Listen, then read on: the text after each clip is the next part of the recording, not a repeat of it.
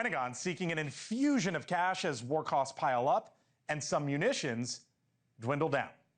Our Joe Khalil is in the halls of Congress with us in a moment on this funding fight that just wrapped up moments ago, but we begin tonight over at the White House and our Hannah Brandt with the very latest there. Hannah? Final point here, though, I think the members of Congress have the right through, and they're really representing the American people, literally, to understand really what's going on. That's why we need to have more, I think, discussions, not only in the public fora, but in the private, certainly with classified briefings. It stood out to me that the commander-in-chief earlier today inside the Oval Office said, and I quote here, of Iran, they haven't seen anything yet. First, with regard to the chairman of the Joint Chiefs, General Dan Kane, yes, absolutely. He is briefing the president on a range of options, and we do need to keep those in the classified setting and so forth, and whether or not they contain, options with ground troops and so forth. I believe personally, by the way, that would be very limited use of ground forces with regard to, our past with Iraq and Afghanistan and so forth. That's not the conditions here, I believe, that General Kane's briefing him on. But one thing, what they're talking about here at the table was the $67 billion in current operations and maintenance.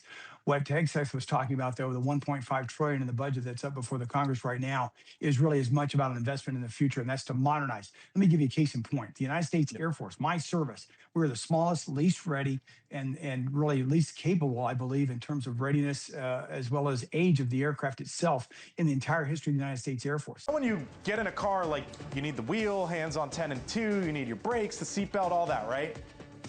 But do you need the AM radio?